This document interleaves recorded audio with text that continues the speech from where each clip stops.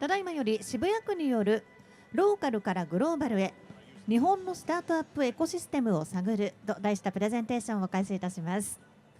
字幕スーパーが右手前方のモニターに映し出されますのでご参照ください。The presentation by Shibuya City will now begin. The live translation will appear in the monitor to your front right. それではよろしくお願いいたします。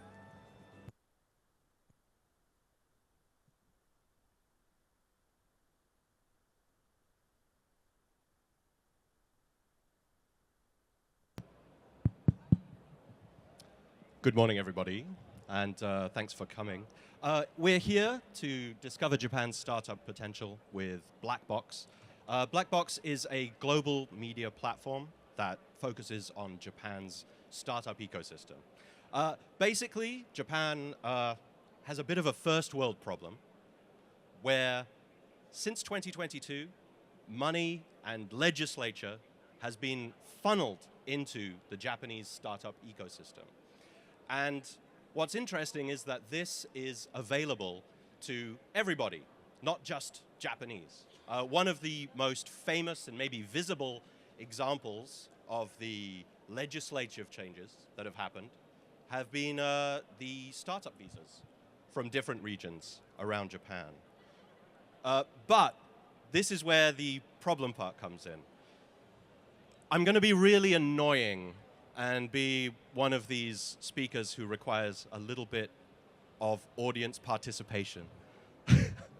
Can I see, by show of hands, who here knew that Japan has startup visas?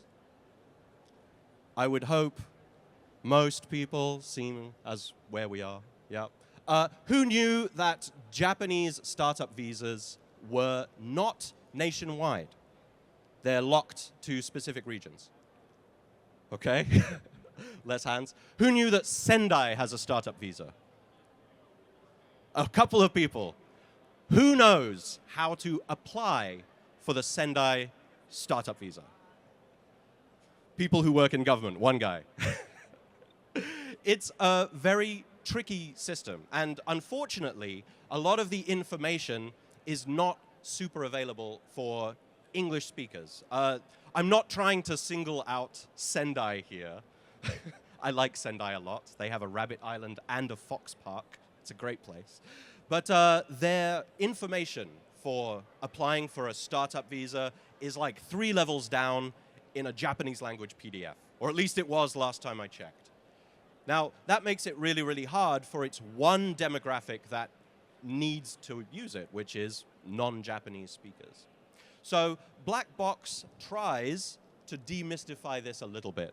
We have a website that provides Japanese startup ecosystem news in English. We translate it in-house. We have a tips section, which provides concrete advice on how to apply for startup visas, things like that, but also longer form articles that are basically going over different aspects of Japanese economy, basically. So maybe we'll have one that gives an overview of manufacturing or cloud computing or something like that. The idea is to make it as accessible as possible to foreigners who would be interested in coming to Japan to start up their own business. But we also have a couple of other sections on the website. And what we're going to be doing today is giving you a quick on-stage demonstration of both of those.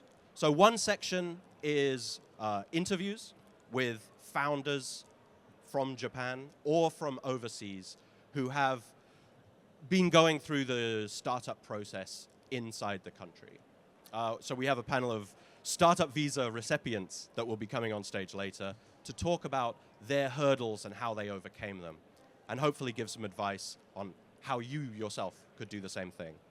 But the other section we have that becomes very, very popular is the directory page, which tries to condense information, news, articles, interviews for specific regions around Japan, so that if you are interested in maybe starting a pharmaceutical startup, where would be the best place to go? You'd be able to have a look at that. So what we're going to do to start off with there is we're going to bring some local government representatives on stage from different parts of Japan that have Japanese startup visas on offer, so different areas. And they're going to be talking about how their region's unique infrastructure, history, and basic topology of their ecosystem is affecting the startups that choose to go there. So let me please try welcome to the stage our representatives for today. We have Seno-san from Shibuya Startup Support. If you could please come up. Thank you very much. Okay. Hi everyone, I'm Saiko from Shibuya City Government Office in charge of startup support. Okay, thank you for the opportunity to talk about startup support initiatives in Shibuya City. I'm not sure you are familiar with Shibuya, but so I'd like to talk about what's in Shibuya briefly. Shibuya is located at the center of Tokyo.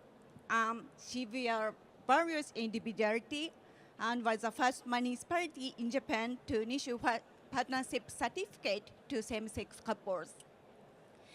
At such diverse and inclusive city, Shibuya attracts many startups. Global companies such as Google, Stripe, Spotify have offices here. There are many startups, VC, and co-working spaces.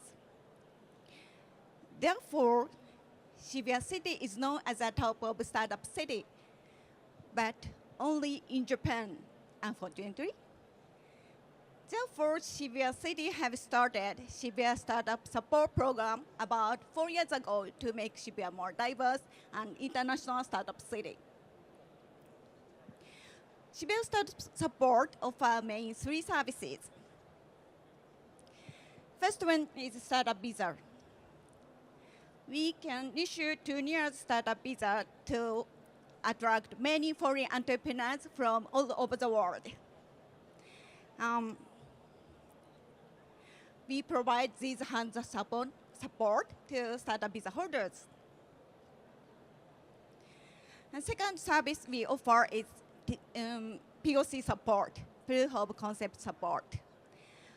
Foreign entrepreneurs can apply for this program even they live in abroad. Therefore, foreign entrepreneurs can try out their services and technology before starting their business in Japan. Last service we offer is business matching and networking opportunities. Yes, we organize many networking events, and we also support booth exhibitions. In this Sushtek, more than 10 startups from Shibuya Startup Support community are exhibiting over 3 days. Yes, I have introduced Shibuya Startup Support Program. However, there is very little Shibuya City can achieve on its own. Therefore, Shibuya City aims to strengthen startup support by collaborating many municipalities, companies, and also universities. Yes, this is one of the example of collaboration. We organize big networking event tonight with these municipalities and, of course, overseers, ecosystem builders. So please join in our networking event. And if you are interested in Japanese startup scene, please forward to BLACKBOX. And if you have some question about Shibuya Startup Support, please feel free to reach out to us. Thank you.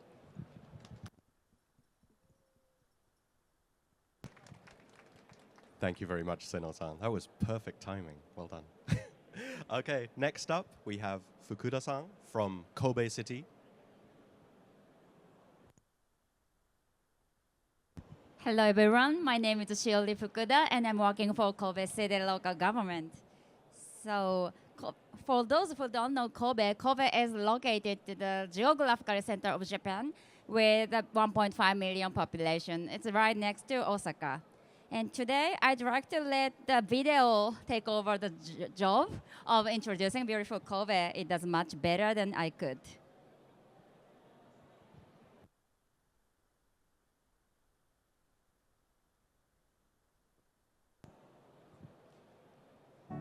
Welcome to Kobe, Japan's gateway to the world,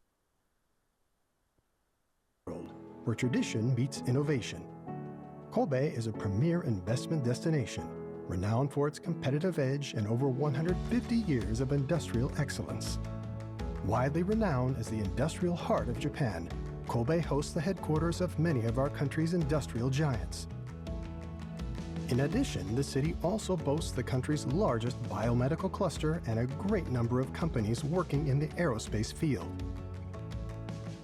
Numerous multinational corporations, too, have already chosen our city as their main base of operation in Japan. Strategically positioned within the greater Kansai region, Japan's second-largest metropolitan conglomerate, Kobe offers This city unparalleled is developed as connectivity. a port city for a Our long time. robust logistical network includes a world-class seaport, extensive rail system, and many efficient highways. Kobe Airport, conveniently located not even 20 minutes from downtown, is set to gradually expand its services to include international destinations starting 2025, enhancing global accessibility. The city is also dedicated to sustainability and livability. We are pioneering in hydrogen energy and phosphorus recovery, expanding pedestrian-friendly zones, and improving our scenic mountain trails.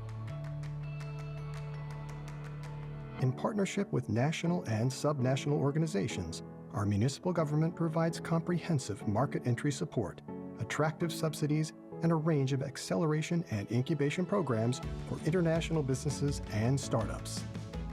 So choose Kobe to He grow is our your mayor. business in Japan. Experience a city where innovation thrives.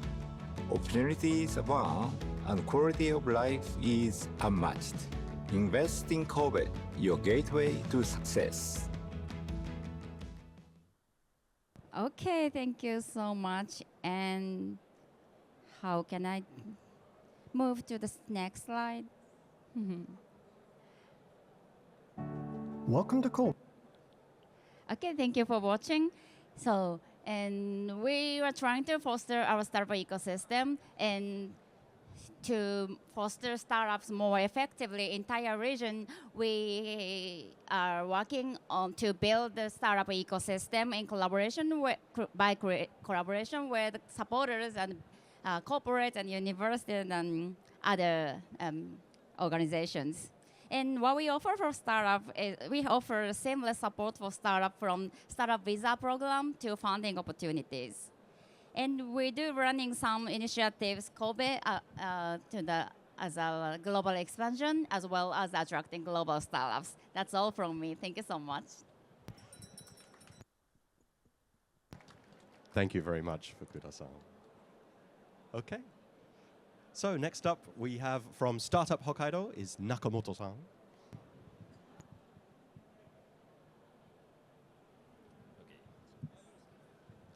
Hello, Sustek, and hello, everyone. My name is Yamato Nakamoto from Startup Hokkaido. I'm really happy to have this opportunity to promote our startup ecosystem.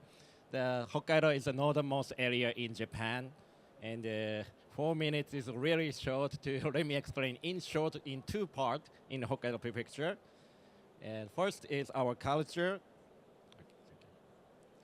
Maybe all of you have already know about our culture. We have a great nature and great winter sports with a powder snow. You can enjoy the ski and the snowboarding every time. And we have a great sushi, and we have a great ramen noodle. We have a great barbecue Genghis Khan. We have a great Sapporo beer. Getting hungry? Okay. So what I want to say is that we are the #1 attractive prefecture in Japan for 16 consecutive years. So if you want to spend your life with a high quality of life, the Hokkaido must be the best place in Japan. We can say that is so loudly because there's no Okinawa people in the same stage. Okay. If there is, so sorry. So I'm really happy to explain about our business opportunity today.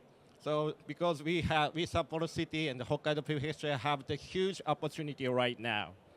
For example, in terms of renewable energy, the Hokkaido have the great potential ranging from the wind, solar, hydropower, geothermal. We have got the first and the second place in Japan. And the right side is the semiconductor industry. Maybe you have already known that the Rapidus Corporation is under construction in our prefecture already. And in terms of space technology, we have a lot of the space technology startups. And I heard that the highest number in Japan per capita, represented by Interstellar Technologies in Taiki Town, rocket manufacturing startups, it is in about Series D or E investment round. And let me explain again, food. We have the long-standing food culture. We have already have the food self-sufficiency rate over 200%. And we have that support the tourist industry. We are always accepting for over 48 million tourists every year. That I want to say is that there are huge market in Hokkaido Prefecture. And we have started a unique startup acceleration program from this year named HFX, presented by Scrum Ventures, and the most famous ballpark in Japan, Escon Field, presented by Nippon Ham Fighters from this year. We are now gathering 10 global startup companies from all over the world. If you are selected in the final candidate, you can get investment opportunity and collaborating with a local company and start some POC in Hokkaido Prefecture. We are gathering the startup the last day of the May. And finally, but not least, let me explain about our new support system, STEP. We are now providing all comprehensive support for all over the world, not only the startups, but also the all foreign companies, ranging from the incorporating company, getting the startup visa, and making the bank account, and connecting the local companies. We can provide a lot of the service. So that's all I wanted to say. And the last message is we, Hokkaido Prefecture, is welcoming all of you in Hokkaido. Thank you so much. Thank you very much. I think I'm kind of convinced, actually, I should move to Hokkaido. Okay, and then finally, from our local government representatives, we have Ono-san from the Fukuoka Growth Next. Hi, everybody. My name is Sean from Fukuoka City Global Business Support at FGN. First, I'd like to say, thank you, Rob. Thank you, Taiki-san. Thank you, Hikaru-san. Thank you, BLACKBOX, for this opportunity. Thank you, Shibuyaku, for this opportunity. We're not noted as an implicit partner on the slide, but I think we're close friends and partners with also, Kobe, Sapporo, and Shibuya. So, guys, thank you again for this opportunity. Maybe, if I may start, slide has gotten a little bit wonky, but maybe to differentiate, we're talking about a lot of the same things.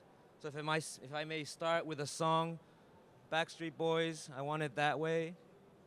You are my fire, Fukuoka, the one desire. All right, we'll go on to the next slide. Yes, Rob, I was waiting for you. Yeah, it's gotten a little bit wonky, but just want to say, snapshot, Fukuoka City is a growing city. Look, if you're looking for gusto, momentum, Fukuoka has it there. Ooh. Yeah, let's just say has gone a bit weird, but going forward, yeah.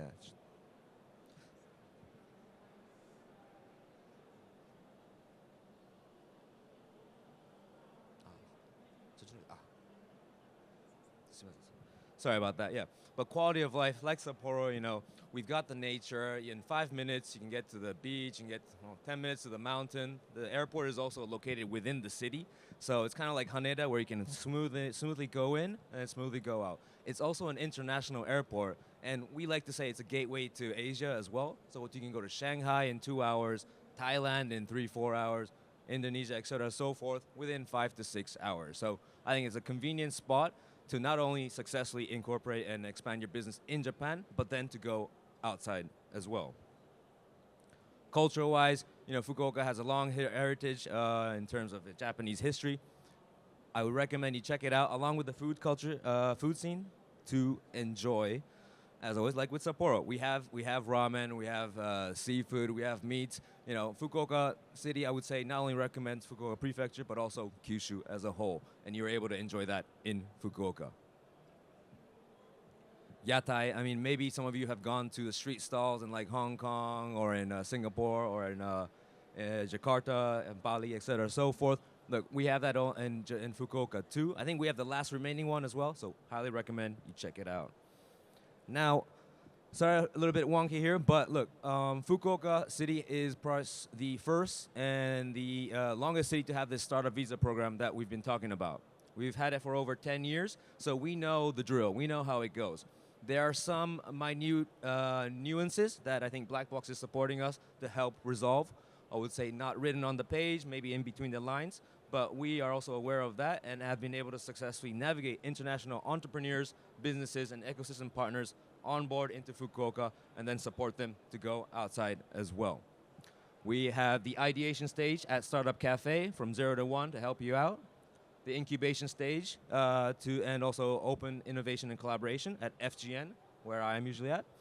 Of course, funding is an important aspect. Not only do we have subsidies, grants, but also support from the banks to give low interest loans. And where I'm at, let's just say this is the international side. We are the direct contact for your for needs, cultural and language-wise. We're all able to speak English. We're all able to support you on board into the city. Sorry, my time is up. Look, there's a lot of important aspects and interests that could be activated by yourselves, engineer visa-wise. We have a global MOU network. I think that's somewhat different from other cities here. Other cities maybe have started going out abroad, but we have over like 14, 15 different countries and 16, 17 different institutions that we're partnered with. So once you're successful in Japan and in Fukuoka, we can help you go outside as well. Maybe if you want to take a picture, this is the snapshot of the whole ecosystem. And lastly, as I am over time, look, we have a ramen tech event. There's sushi tech of the east. There is ramen tech of the west.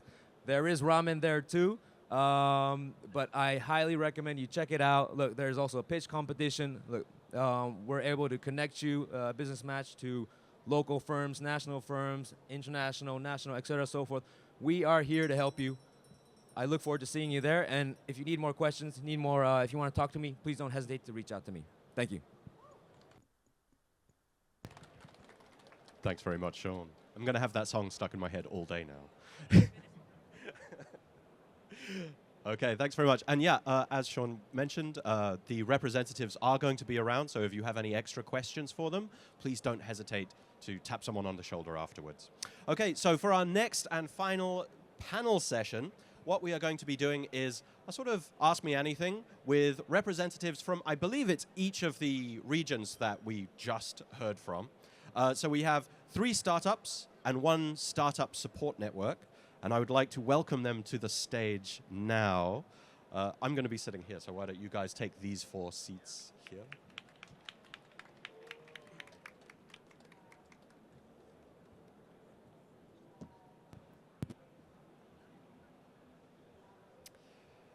All right, now we have quite a strict timing session here. I'm going to let everyone introduce themselves, and then we have some follow-up questions. But the self-introduction, you only get 45 seconds each. I hope you're ready. We'll just start on this side. Sure. Hello everyone, I am Vijayalakshmi Karuppasamy. I am a founder and CEO of Fox Academy. Fox Academy is an edtech startup. We provide online artificial intelligence course for Japanese market. I am a startup visa graduate from Hokkaido. I live in Sapporo. Yeah, thank you so much. Hello. Hi everyone, my name is Jess Yu. I'm a game developer creating mobile games. Our first game, Usagi-shima, was released in 2023. I'm originally from the US, but I just moved to Tokyo actually like 3 months ago as a startup holder, visa holder. So very new to Japan and in the thick of it when it comes to starting my own business. Yeah, I'm founding an indie game studio here in Tokyo to continue creating mobile games.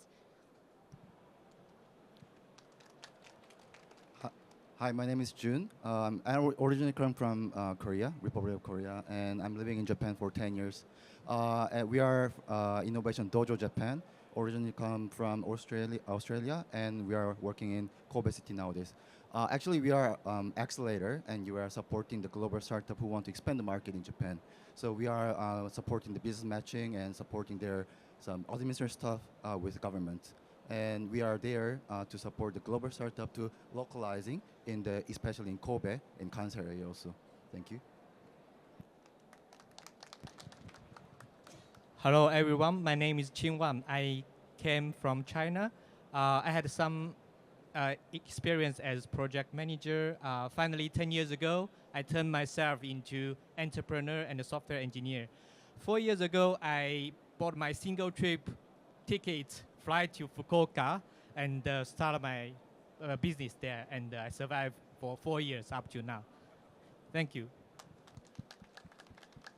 All right, thank you very much. So for each of the questions, we have about 4 of them, and then we'll maybe open it up to the audience. But for each of the following questions, you only get 1 minute. So sorry if you hear the bell.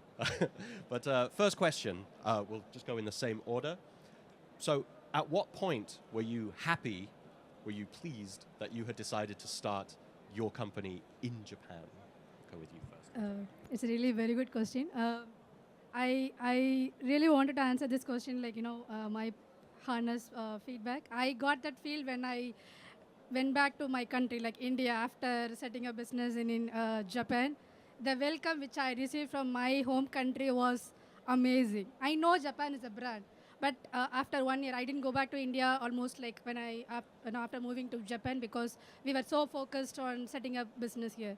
But when I went back to India, whole media, like, they treated me like celebrity. Like, I got like, I was like everywhere, all the media, and I got a invite from my local government and the central government. That made me to think that's the power of Japan. So that was that moment I really felt, okay, I made a really good decision to set up a business in Japan, yes. Great, thanks very much. Okay. Jess, up to you. Yeah, so for me, I felt really happy to have started my company in Japan when I actually finally got to see like the small merchandise I was making in actual like local shops in Japan, and finally meeting like my business partners in person in Tokyo. So before that, I was actually, always communicating with my business partners strictly online.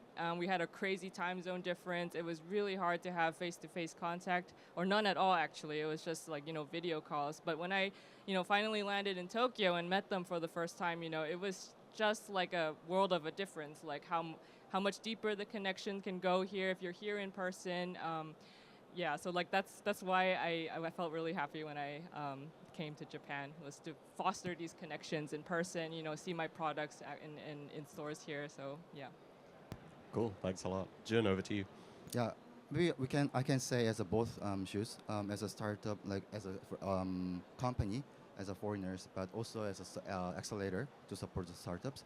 But maybe I would say when we have clients, and maybe let's say many foreign startups and foreign entrepreneurs used to say that complain about the long sales cycle, and it's true. It really take times and really take longer time better than other country or market. But it's to take time to make a building trust with your clients. And once you have a trust and you can get the commercial clients on contract in your clients, and it would say then if once you have a client with a steady client with a trust, then you can make a trusted client with a long term. So I think it's really be like opposite way, a little bit hard to get your clients in the first time, but once you get the clients, it's going to really get and kind of like standard and foundation to success in Japan market, I say. Yeah. Thank you. Yeah, that was a little bit of a difficult one for an accelerator. The other ones are more your speed, perhaps. Chin, finally. I think for foreigner startup holders, I think they might hesitate to come to Japan to start a business because they are not sure about many things. For me, at the beginning, I had the same feeling, but you know, it's Japan. It's as you might see from the slides that you can find anything like a convenience store for startup things. You can right now. My feeling that you can sure that you can get necessary support from the city you resident, and it's like you enter a convenience store, you finally will get something you want. So you can only need to focus on your business, then you can forget about other logistic things to set up the company. That's my good feeling about ecosystem in Japan. That's a really great point, actually. Thanks. Okay, let's go into some more maybe granular business ones. I think a very relevant one for foreigners starting startups in Japan. What was the biggest hurdle that you had, and how did you overcome it? 1 minute, good luck. Sure. So yes, everyone knows Japan is a trust-based market. But building the trust, it takes time. It takes months. Sometimes it takes years. So especially as a foreign founder, setting up a business, building sales, it's a kind of quite challenging because you have to build with partnership with the local stakeholders. So that was the hardest kind of very toughest challenge which we have faced. But we took that support from the local government support because not only for visa, we sit together, we discuss what challenge we are facing. So we got the support from the local government. So they introduced us to the community, like universities, like corporates. That is the way we handle, we overcome that hurdle. Of course, still it's a lot of challenges, but this is the most toughest challenge which we faced, and with the support of our local government, we overcome that. Yeah. Over to you, Jess. Yeah, so for me, I'm quite a new startup visa holder. I've only been here for 3 months so far. But for me, like the biggest hurdle so far has been actually navigating Japan's, corporate banking systems. Which is something like as a foreigner, you don't quite expect until you experience it. So like when I was opening a corporate bank account, it was almost like, stepping into like a time capsule into like the 80s because, everything is done on paper. There was no online banking access like right off the bat, and there was no debit card. So like these were two different things. Like as a foreigner, for me from America and from Germany, these were given. But here in Japan, I had to you have to apply for these features separately, and it was quite difficult to pay for business expenses, right off the bat. And the way I overcame this, it's a work in progress, was, to talk to other entrepreneurs, other founders, like, hey, how did you, I just opened a corporate bank account with, the kind help of Shibuya startup support here. How did you get over, getting a corporate debit card here? I know how are you paying your taxes and expenses? Build a rich network of, other founders and, support each other. So. Great, thank you. Jun? Yep. I would say, first of all, language and culture problem. I think it's a really common problem for all the foreign entrepreneurs and startups. It's not all about just language, how you communicate with your clients and how to convince them, how to pursue them, how to explain your service to them. It's not always one way. You need to hear from them. So it's not always about just you can speak Japanese. You understand how to deal with them. And secondly, it's about the money, cash flow. Most of it's quite normal in Japan. When they pay for you after you finish your project or POC. So, which means you need to access your capital to pay for your employee, the money for every other cost. So, in our case, Innovation Dojo Japan, we had a mixed clients model. So which means we deal with Japanese clients, and which is pay for after the project, and also in the same time we keep our clients in overseas, which can pay for the upfront payment. So we kind of mix it up, and we surviving. Yeah, thank you. Great, thanks very much. Chin? I think for me it's also the language issue because I don't speak Japanese very well, and I don't speak any Japanese at the very beginning.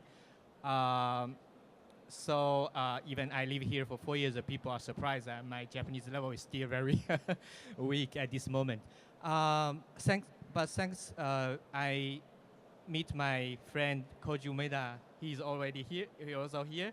We were classmates 15 years ago, so he helped me a lot for the business development in Japan. And currently, we are in an acceleration program. We met another 2 new team members here. So Ryo-san and Gao-san. So actually, I find out in Japan, more and more people are English speakers. So we can also keep exploring to find the right person to do business in Japan. So, and also Japan has become more and more international than before, I think. Yeah. Thanks very much. Yeah, so there's like quite a common theme here where a lot of the problems you really do need like maybe a startup support network or some kind of infrastructure which those local governments provide. And even like you were saying, the trust level, if you have the local government behind you, that also really helps. Yeah. But final prepared question that we have for you today. Let me do my cheat sheet. One piece of advice for a foreign person who's interested in opening up their own startup in Japan. What would you give them? As a startup visa holder, like that perspective, don't restrict yourself particular, that ecosystem. Example, like, even though I'm from Hokkaido, I never want to restrict myself in Hokkaido because we are in Japan. We came to Japan to build national product, like national business and international business. So don't restrict yourself. Of course, we are getting a support from local government like Shibuya, Hokkaido, Fukuoka, Kobe. That is the entry. Don't restrict yourself in particular, the ecosystem, because I keep seeing that everybody is seeing like, we are from this. No, we, as a foreign founders, we are here to build, international business. So be open-minded, don't complain this ecosystem. We are in their home.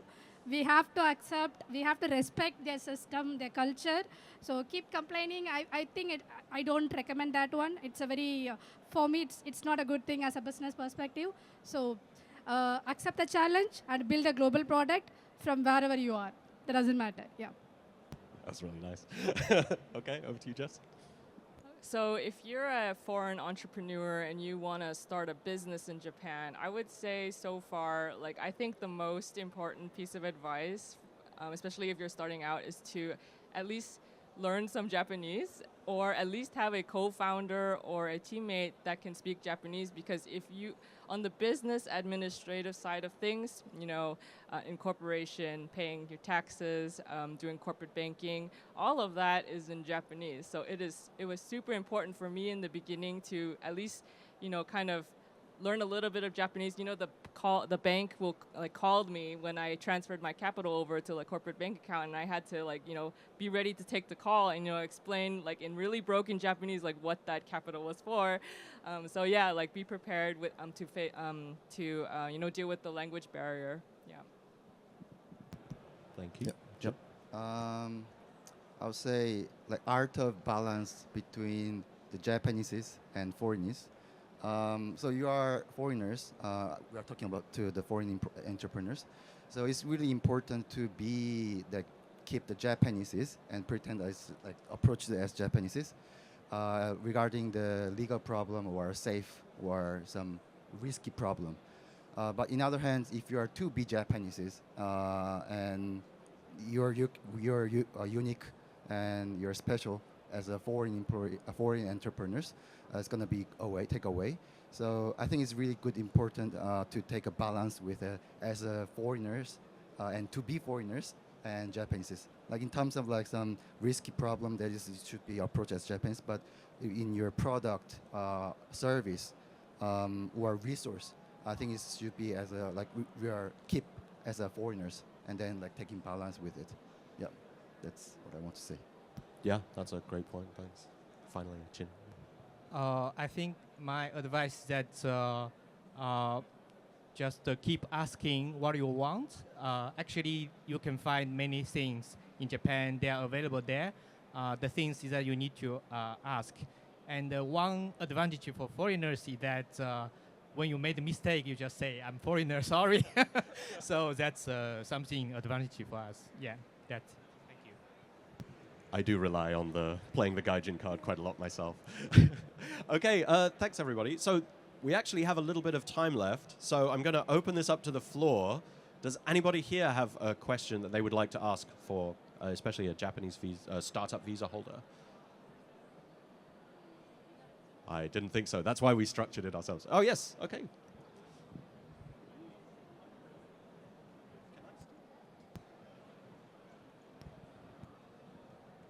I'm not sure, but I just wanted to confirm. I've heard that in Japan, there is a regulation that a startup has to turn profitable within the first 2 years. So is there something like that? And since you all are startups, so could you share some more information about it? Do you have any information about that? Or I can, yeah? I think it depends on your business. If you are kind of long-term deep tech technology, it takes time to grow. So definitely you can keep burning your money for even maybe 3 to 5 years. It's okay. But it's other type of business, maybe it's better to have a profit. The immigration will check the status of your business. That's my understanding of the system.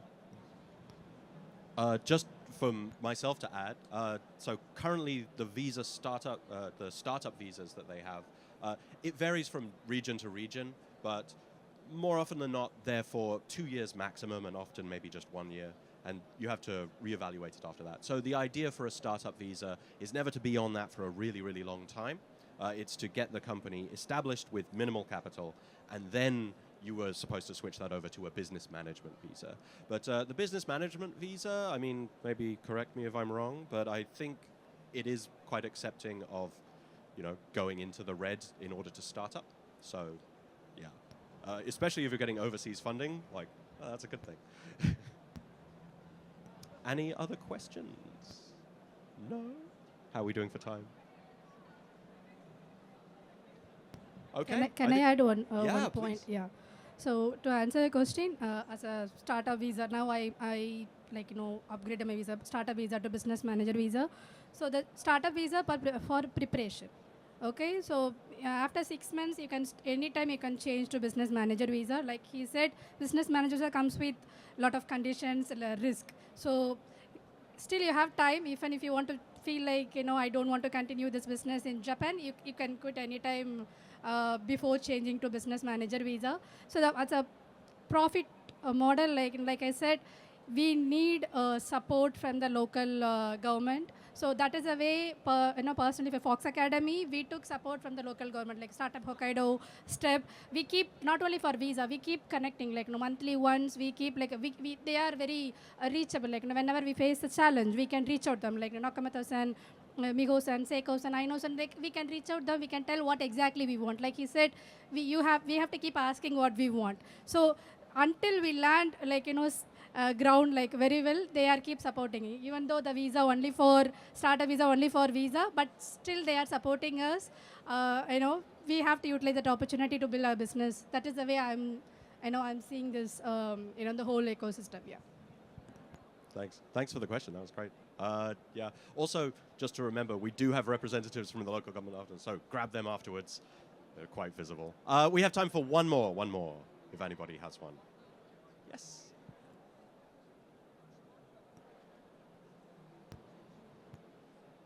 Thank you for your talk today. And maybe I came here from the hub, so maybe you already talked about this. But what was your first move to make a startup, to start a startup in Japan, and why was that Japan? Why did you choose Japan to start a startup here? In Japan or in India? In Japan. So to answer that question, in my case, we didn't choose Japan. Japan chose us. So when we started Fox Academy in India, we never thought about Japan market. We started this business for Indian market. But we got an opportunity to work with one of the university from Kobe. So my first journey started with Kobe. I never been Japan. So of course, once we started to work with students, like the university, we understood the market space. Like everyone knows, we thought like Japan is like, super advanced in everything. But when it comes to IT, we found there's a huge market for Indian players like us. So we took that opportunity.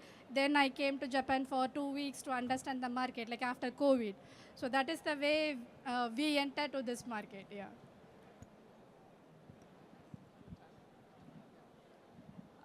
So I feel like this answer might, depend on each founder and each specific business. But for me personally, I came to Japan specifically because, I'm in the mobile game sector, and I felt like Japan had a very strong, culture and community for indie gamers here, and gaming in general, and especially since my game is.